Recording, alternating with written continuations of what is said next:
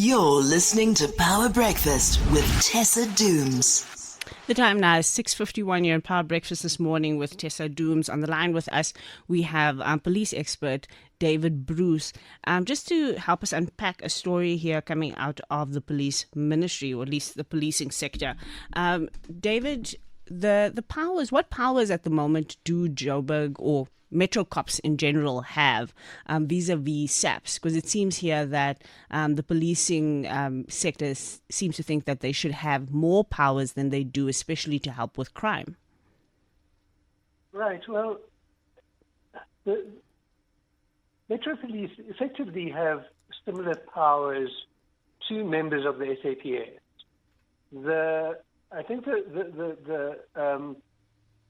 what's being considered is some way of extending or reframing their mandate. Though currently the mandate covers what is called crime prevention, and then traffic law enforcement and bylaw enforcement. And it appears that consideration is being given to extending their authority to responsibility for the enforcement of illegal immigration and copper cable theft.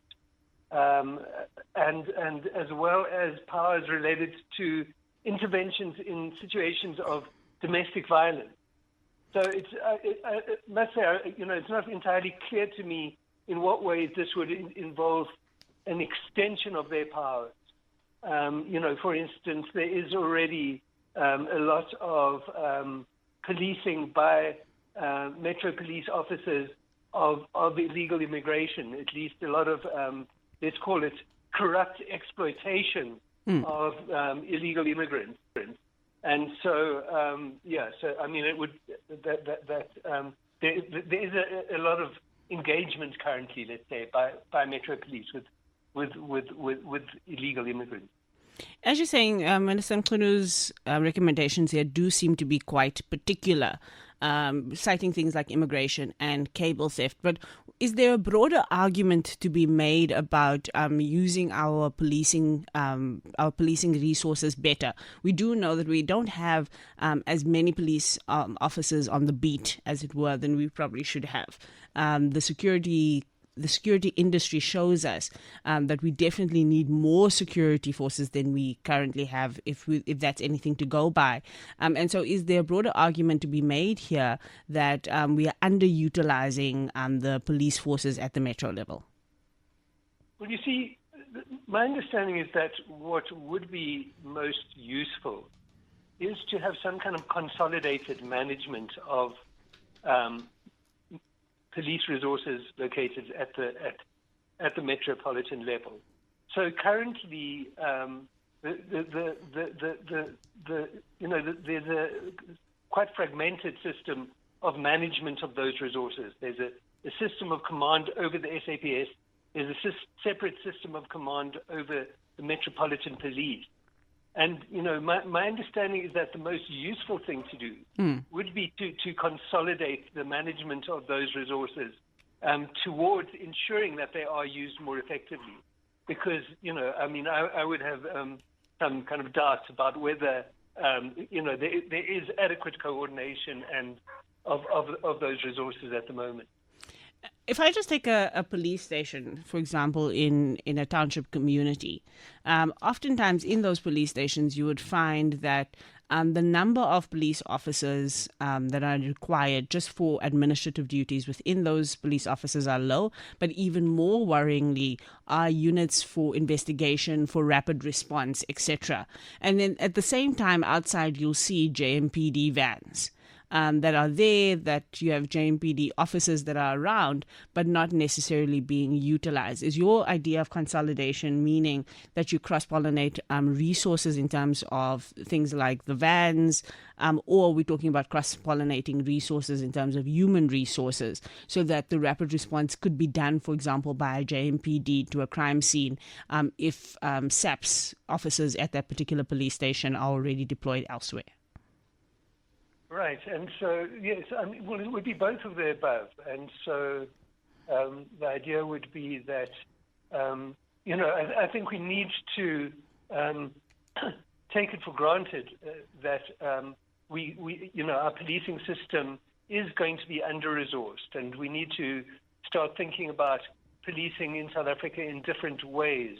And so the critical need is for some kind of strategic use of the resources, so that there is an overall understanding of the crime problem in the metro at a centralized level within that metro. There's a kind of strategic understanding of what the key crime problems are, and then those resources are being used in a kind of more optimal way, because there is no sense right at the moment that metro police, for instance in Johannesburg, that metro police resources are that any kind of close level of attention is being given to how those resources are being utilized. And I can imagine a scenario where we actually have a metro-wide strategy around crime, not just around roadblocks.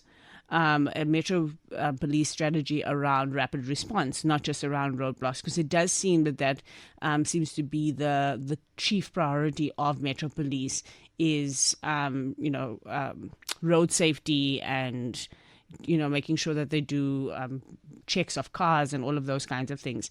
But there doesn't seem to be a similar focus on understanding what is the patterns of crime in this area and how are we on the beat. Because I keep using that term because, of course, when we think about beat cops, I always think about, the US as an example. I've seen them in European countries where you have actually, cops that are on the beat, that are visible in communities. And we just don't see that with SAPS. And I think there is a resourcing issue with SAPS just being able to do that. I think Metro Police could be those beat cops that we haven't had in society, that are also accessible to the public in a way that you don't have to go to the police station in order to know that you can approach a police officer and get help or get some kind of support. Right. Well, you see, I mean, just the one issue that we haven't perhaps just talked about quite enough yet is just that there is also a chronic problem of corruption in many of the metro police agencies. And I would say that in some ways, that possibly is the critical problem, because, I